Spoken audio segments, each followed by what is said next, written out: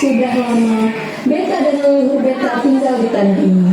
Tapi sekarang mereka bilang tanah ini milik pemerintah. Dulu waktu Inggris datang, kita masih punya suara. Sekarang Belanda kembali, kita jadi tamu di negeri sendiri. Mereka suruh kita nampak, tapi hasil semua dibawa ke kapal Belanda. Dan mereka bilang itu kerja wajib, padahal itu kerja paksa.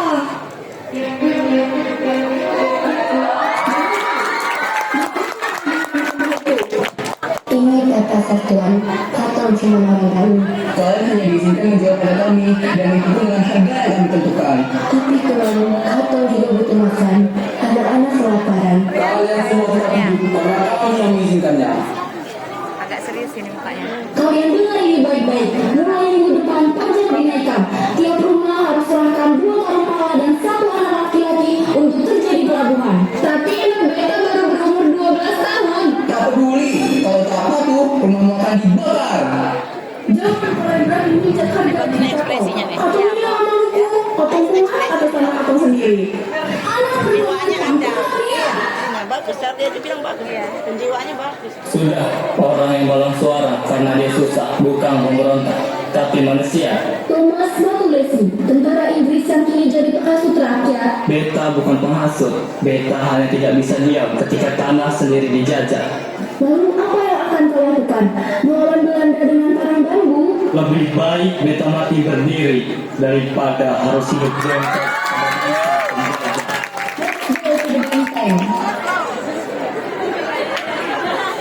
Saudara-saudara, beta tanya satu hal.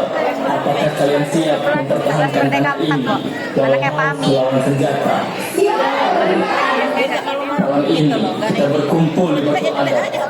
Beta tidak bisa janjikan kemenangan cepat, tapi beta janji kita tidak akan sendirian. Separuh akan bangkit. Malam itu, rakyat Saparua dipimpin oleh Patihura berkumpul di batu adat dan mengadakan rapat rahasia untuk merencanakan perlawanan terhadap Belanda. Kita sudah cukup diam, sudah cukup anak-anak kita diangkut di kapal dagang, sudah cukup Belanda kita dijarah oleh yang datang dari seberang. Tapi Paulus, senjata mereka besi. Kita hanya bersenjata kayu, tapi semangat kita lebih tajam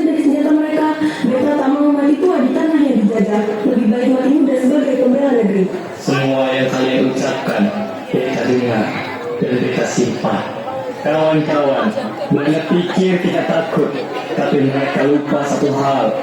Orang Maluku bukanlah budak. Mulai malam ini, kita bentuk barisan rakyat. Beta akan pimpin kalian, bukan sebagai raja, tapi sebagai saudara. Kapitan, bagaimana kita mulai?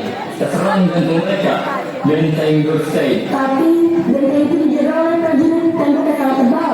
Itu sebabnya mereka lengah. Mereka kira rakyat tidak bisa berpikir. Kita datang dari bukit dan laut. Kita serang saat subuh, saat matahari bahkan belum melihat kita. Beta dan anak beta siap di garis depan. Kalau boleh, kita sendiri yang bawa api ke pintu benteng. Beta bangga padamu, Mata. Tapi jangan bakar dengan api, bakar dengan semangat. Demi leluhur kita, sebutkan bahwa akan berdiri tegak sampai kapanpun. Dia sampai ijazah berketawa dari dadanya benar dia. Rakyat Setarua dipimpin oleh Kapitan terkenal dengan benteng Dorsey. Hari ini bukan untuk membalas dendam, tapi untuk menyampaikan pesan bahwa tanah ini bukan milik penjajah. Beta siap, Kapitan. Tombak ini untuk mama yang tak pernah makan kenyang. Jangan lupa, Akon, siapapun yang berdiri di sisi penjajah akan dikenal lebih hina dari penjajah itu sendiri. Tangkap Presiden, jangan biarkan dia lolos.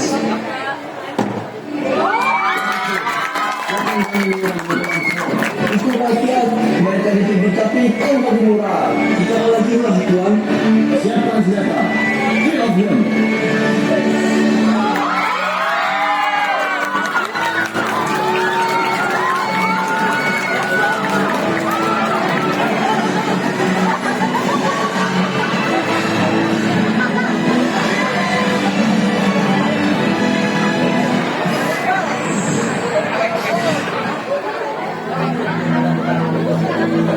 Sekarang kau tahu rasa yang ketakutan di tanah yang bukan milikmu. Jangan mengaku, aku hanya menjalankan perintah kerajaan. Dan kami hanya mengikuti perintah hati nurani. Benteng dapat dikuasai oleh pasukan Pattimura. Sedangkan Belanda berhasil ditangkap. Presiden Indi dan kedua anaknya tewas. Kita harus syukuri ini, tapi janganlah Belanda punya kapal, punya tentara di luar Setarua. Benar, itu sebabnya kita harus tetap jaga setiap pos dan siapkan pasukan hutan. Tapi kalau Saya minta ini ada pergerakan ini ya. dari kamu. Bagi rapor buat Dikip untuk tampil-tampil ya. Oh ya boleh, Bob. Siapa bisa dipercaya untuk menyusup ke kubu Belanda? Beta punya saudara di Ambon. Kita bisa dapat info jalur pasukan. Akon, sebelum Beta beri tugas, Beta mau tanya, di mana kau saat kita sedang menyerang benteng Belanda? Beta bantu dari bukit belakang. Baiklah. Tapi ingat, Akon, satu langkah salah, Beta sendiri yang akan adili kau di bawah pohon sialan.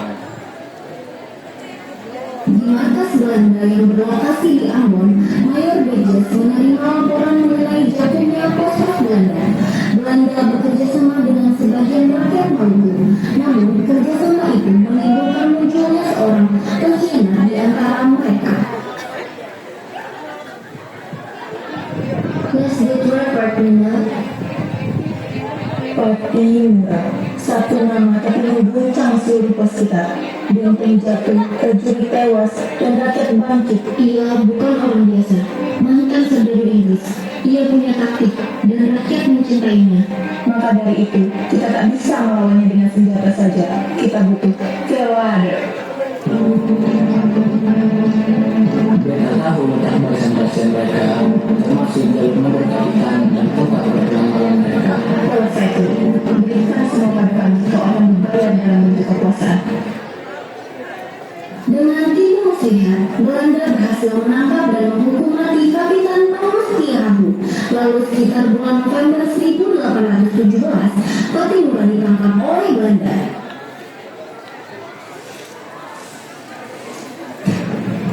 Akon, berani sekali kamu mengkhianati Beta.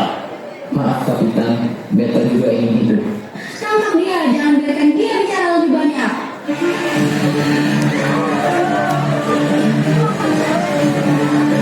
Kapitan ditangkap di hutan Belanda serbu dari arah barat. Pengkhianatan di antara kita. Alfon, di mana dia? Kita lihat di semalam. Dari kita kecil bahwa Belanda. Kabarnya, 16 Desember 1945. Kreatif ya, Pak. Awas beneran.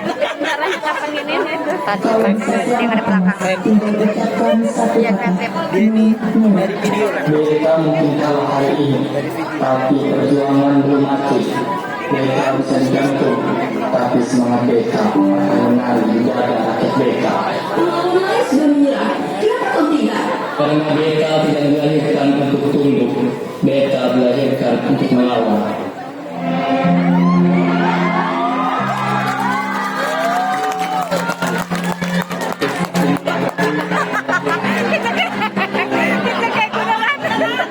Kita kayak gunungan. Ngeri banget. Setelah Fatimah meninggal, kita mendengar kabar duka itu dan dengan semangat yang kuat, ia melanjutkan perjuangan Fatimah melawan penjajah Belanda. Marco Kristina Piahaku yang berusaha melanjutkan perang gerilya. Tidak lama dia tidak makan dan tidak melakukan mulut. Ia jatuh sakit dan akhirnya meninggal pada tanggal 2 Januari 1818 dan jenazahnya dibuang ke laut. Semangat pantang menyerah hati muda hendaknya menjadi inspirasi bagi generasi muda untuk terus berjuang melawan penguasa